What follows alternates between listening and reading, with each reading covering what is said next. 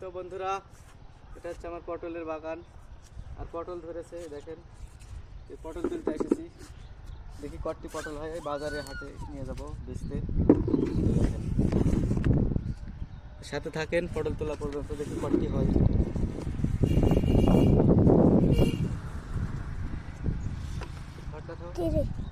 তো এই তো দেখেন, এই তো পটল তুলছি। দেখেন পটলগুলো কিন্তু অনেক সুন্দর, আর নতুন পটল, নতুন গাছের।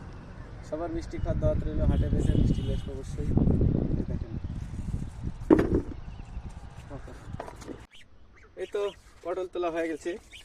আর এই দেখেন প্রায় এক বালতি পটল হয়েছে। তো প্রথম দিন যা হলো হলো, আল্লাহর রহমত।